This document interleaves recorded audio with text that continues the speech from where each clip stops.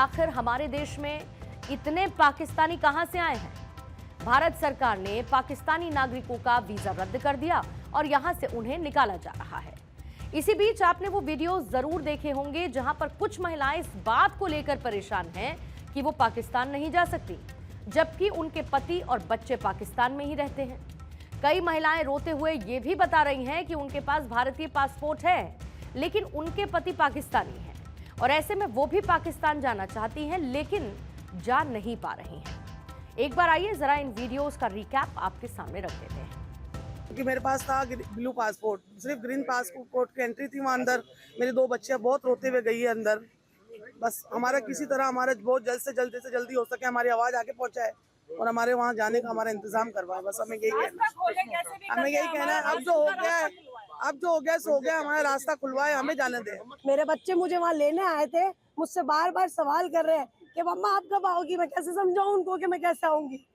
अगर जो भी गाइडलाइंस आपने चलाई थी हमारे लिए भी तो कुछ करते ना। नेशनलिटी हमें अभी मिली नहीं है।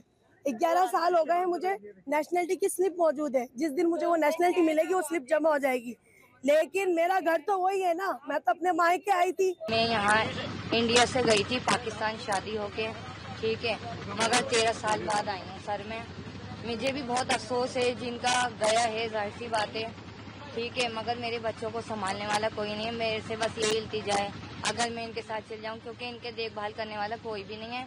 मेरा शौहर जो है वो पेशेंट है, ठीक है, गुर्दों का, उनकी खुद तबीयत खराब रहती है। पाकिस्तान से है। तो इधर कब आए थे यहाँ? 19 तारीख।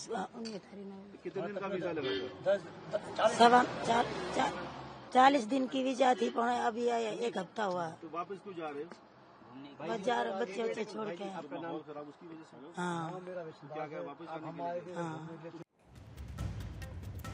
भारतीय समाज में विवाह एक ऐसा गठबंधन है जिसे काफी सोच विचार कर बांधा जाता है। आज भी काम भारतीय शादियों में जाति और संस्कृति का अहम रोल रखता है और यही वजह है कि एक उत्तर भारतीय ब्राह्मण दक्षिण भारतीय ब्राह्मण परिवार से शादी नहीं करना चाहता, क्योंकि यहाँ पर लोकाचार और भाषा की विभिन्नता है। बिहार की लड़की की शादी बंगाल में नहीं की जाती, क्योंकि खान पान और रहन सहन का अंतर दिखता है। और ऐसे में क्यों एक भारतीय मुसलमान परिवार इतनी दूर पाकिस्तान में अपनी बेटी की शादी कर देता है, जबकि दोनों देशों के बीच अच्छे संबंध भी नहीं रहे हैं और तनाव भी बना रहता है।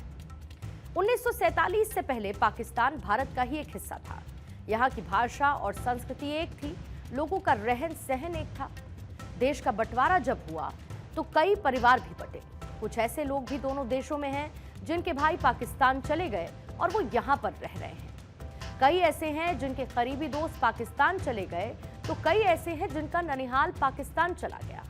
और यही वजह है कि जब दोनों देशों के लोग आपस में मिलते हैं तो उनके बीच जो धार्मिक और सांस्कृतिक संबंध है वो एक बार फिर से इन्हें मजबूत करने के लिए और अपने संबंधों को बनाए रखने के लिए अपने बच्चों की शादी कर देते हैं।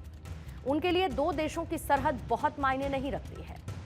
शादियां आमतौर पर जान पहचान के लोगों के बीच में होती हैं। भारत और पाकिस्तान के बीच बंटवारे के बाद भी संबंध कायम है। कई परिवार इस तरीके के हैं जिनके मामू खाला चाचा पाकिस्तान चले गए और आधा परिवार भारत में रह गया। ये लोग जब आपस में मिलते हैं, कोई पारिवारिक समारोह होता है तो नए रिश्ते भी बनते हैं और शादियां भी होती हैं। दोनों ही देशों के मुसलमानों की संस्कृति और भाषा में कोई फर्क नहीं, ना ही खान पान का कोई अंतर है और यही वजह है कि शादियां आसानी से हो जाती हैं। भारत और पाकिस्तान के बीच शादियों की संख्या बहुत हो ऐसा नहीं है। शादियां होती हैं लेकिन उनकी संख्या बहुत कम है। इन शादियों की वजह है पुरानी पहचान या फिर रिश्तेदारी। बंटवारे के बाद जिन लोगों का पूरा परिवार साथ नहीं रह पाया, अक्सर इस तरीके की शादियां उनके ही बीच होती हैं। भारत और पाकिस्तान के बीच होने वाली शादियां हैदराबाद के शेख शादी की तरह नहीं है कि पैसों के लिए लोग अपनी लड़की दे रहे हैं। यहाँ पर शादी की मूल वजह रिश्तेदारी ही है। भारत और पाकिस्तान के बीच जो शादियां होती हैं उसमें वीजा को लेकर लोग भारत भी जाते हैं, बारात लेकर, और पाकिस्तान भी जाते हैं। हाँ, कई बार जब बारात नहीं आती तो ऑनलाइन निकाह भी होता है और उसके बाद लड़की को उसके ससुराल भेज दिया जाता है, चाहे वो फिर पाकिस्तान में हो या फिर हिंदुस्तान में हो। सरकारी नियमों के मुताबिक शादी के लिए इजाजत की जरूरत नहीं पड़ती। लेकिन वीजा देश में रहने के लिए और नागरिकता बदलने के लिए सरकारी आदेश की जरूरत होती है। सुरक्षा जांच में भी सरकारी इजाजत की जरूरत होती है।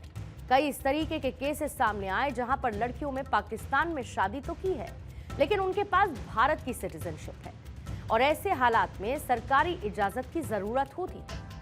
और ये शादियां कोई नई बात नहीं, बंटवारे के बाद से दोनों देशों के बीच रोटी बेटी का रिश्ता बना है। लेकिन पहलगाम हमले के बाद जब बॉर्डर पर हजारों महिलाएं अपने परिवार के साथ लौटने लगीं, तो ये सवाल उठा कि इतनी बड़ी संख्या में पाकिस्तानी नागरिक भारत में कैसे रह रहे थे। निशिकांत दुबे ने इस सवाल उठाया कि इनमें से कई महिलाओं को भारत की नागरिकता नहीं मिली, फिर भी वो भारत में रह रही हैं, और क्या ये सुरक्षा के लिए खतरा है।